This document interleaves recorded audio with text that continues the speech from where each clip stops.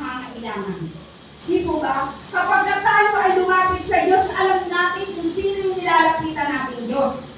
Sabi po yan, at siya ang magbibigay ng gantimpala sa mga humahanap sa Kanya. Di po ba? Gagantimpalaan ng Diyos yung mga humahanap sa Kanya. Kapag tayo po ay may matibay na pananampalataya. Hindi po tayo nag-aalinlangan. Kasi po kapag tayo lumalapit sa Diyos na may takot, wala po tayong pananampalataya. Di po ba? At ang pananampalataya ay kailangan po isasagawa po natin, ihahakbang natin yung pananampalataya natin. Halimbawa po, nagpa-pray ka. Pray. O, sige, pray. Para ito po ang magpapaalala sa atin kapag kailangan po natin ito. Amen po? Amen. Itong salita ng Diyos ang magpapaalala sa atin kapag kailangan natin yung salita niya. Ano po sabi? Kung may sakit ka, ano po dapat? Panginoon, sabi mo, Lord, magaling na ako. Isaiah 53 verse 5. Sabi mo, Lord, ako'y magaling na. Sa mga latay mo, Panginoong Diyos, ako'y magaling na. Dapat mag-stick po tayo doon. Yun po ang tayuan natin yung salita niya. Huwag po yung nararamdaman natin.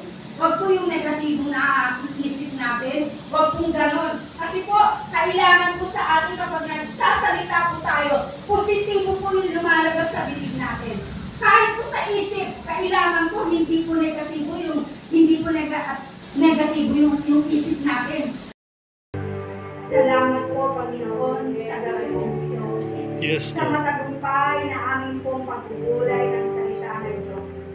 Sa aming pong pananalangin ng ilang Panginoon.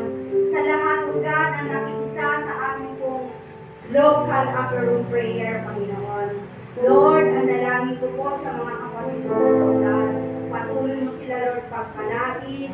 Patuloy dakilang Diyos, palakasin, patatagin, O God.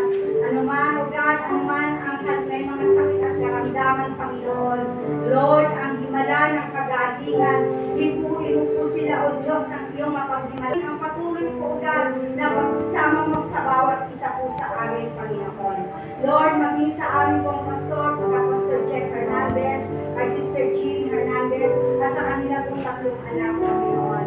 Lord, ang dalangin po namin sa buong sambahayan ng Hernandez family, patuloy mo po sila ang makakabalutan ng iyong magulang dugo, na wala pong tangka ng kaaway ang magpalai, kundi ba po sugal ang patuloy na pagsama mo sa kanila, na walang sakit at karamdaman, Panginoon, kundi Panginoon Diyos, ang himala ng kagalingan, Ama, ay idinalo mo po agad sa sambahayan ng Hernandez family. And Father God, sa balay sa gabi po ito, ang pag-ibig ng Diyos Ama, ang mayamang pagpapala ng aming Panginoong Yesus na walang katapusan at ang walang hanggang pakikipisan ng banal na Espiritu Santo ay sumaamin ngayon bukas at magpakailanman.